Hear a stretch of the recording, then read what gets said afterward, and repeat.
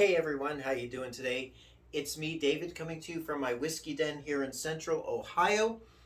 We're going to do yet another bourbon battle. This one is a wheated bourbon battle and it's high proof. So we got our Weller Antique 107, which I finally got my hands on, and I've already posted my first taste video on it for my 100th subscriber well, it wasn't an extravaganza, but it was to mark the fact that I got 100 subscribers to the channel.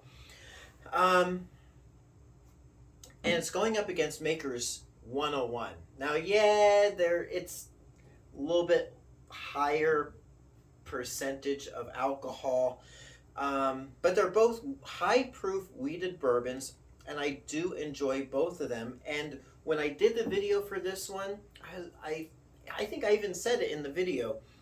I wonder how it'll compare to Maker's 101. So here we go. And I've actually been enjoying doing these bourbon battles. I started out last year with the bottom shelf bourbon battles, but I'm trying to do some other matchups. $50 for this bottle here in Ohio. This is a little bit cheaper. I think it was like $38. This is a seasonal offering from Maker's Mark, but I'm still seeing it on the shelves at this point in time. As of you watching this video, I can still find it.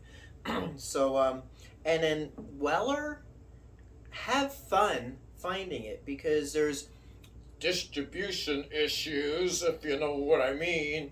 And I like to eat my own dinner. Well, never mind. Now I'm doing a Chris Farley, but let's get to it. I'm not talking about mash bills or anything like that because you can watch, the video for Maker's 101 that I did. I discussed the mash bill with that soft red winter wheat.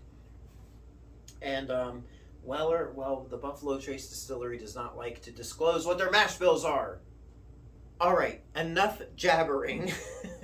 Let's do our pouring, our comparing, our nosing, and most importantly, our tasting and comparing. So there we go. I said this in the Weller first taste review I did. It's like you can't find this stuff. I mean, in my neck of the woods in Ohio, other areas, it's like, I guess I can find it. I can't until one day I walked into a liquor store in Lexington, Ohio, and lo and behold, there was 3 bottles behind the counter, so I snagged one. My wife went in and snagged a second one. And then a friend of mine had one for me that I gladly paid him for.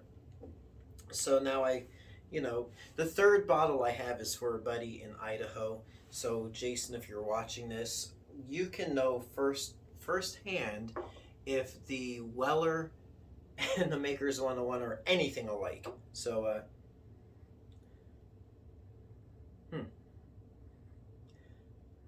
they smell alike. I'll say it again. You guys are probably going to be tired of me saying this, but my nose is not the best at sniffing out and finding all those nuances. The Weller's a little darker, probably attributed to the slightly higher proof. I did it again. I just smell things before I consume them for some reason. Maker's 101.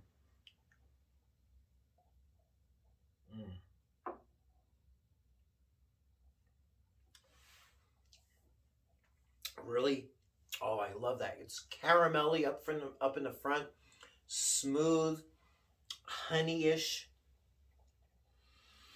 Oh, it's so nice. Warms the insides.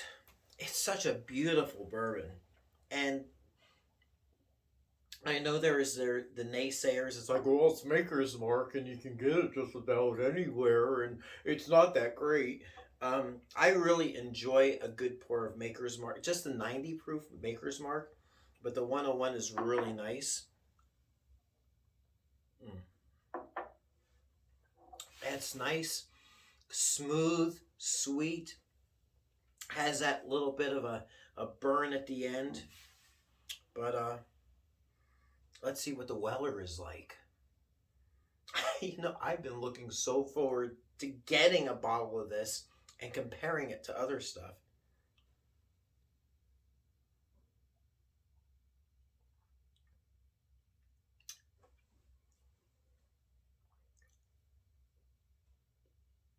Hmm.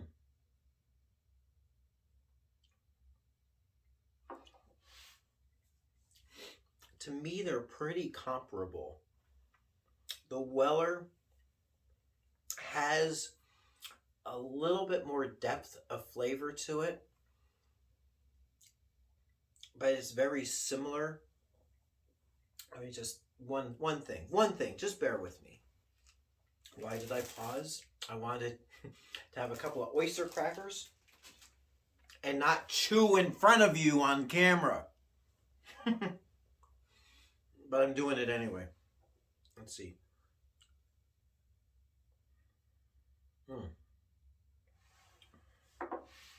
The Weller is just so stinking smooth and mature, elegant. However, so is the Maker's 101.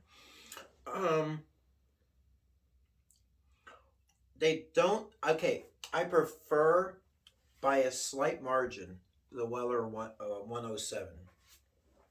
It's a dang fine bourbon. It's so good. However, a close approximation to this is the Maker's 101. So, if you want an idea of what Weller Antique 107 tastes like, and you can't find it, a suitable substitute is this Maker's 101. It is really good, really nice. Both of them are excellent pours, and this bourbon battle isn't about which one is better over the other, because they're both awesome. Both awesome, outstanding bourbons. Even though this is a seasonal offering, you will probably find it a bit more readily than the Weller. And both are really good. The purpose of this, again, is to see if this Maker's 101 is a suitable substitute for the Weller, and they're both comparable. For me, I do prefer the Weller just slightly over the Maker's, but if I can't find that, I'll gladly consume the Maker's in its place. So there you go. And I might just do a video on the Green Label Weller versus the Maker's Standard, because they're both 90 proof. So we'll see how that goes. Unless I did that already. I can't remember because I got so many videos up. So anyway, there you go. Until next time, it's me, David, coming to you from my whiskey den here in Central Ohio. I hope your next pour is your best pour. We will catch you next time. If you see Weller locally, do not pay more than the $50 MSRP for it. If you see it and it's like $300, just pass and get the Maker's 101. So anyway, I'm rambling now, so we'll see you later. Thanks so much for watching. Hey everyone, if you like what you see, please like and subscribe so you can be notified of future videos as they drop. Thanks for watching.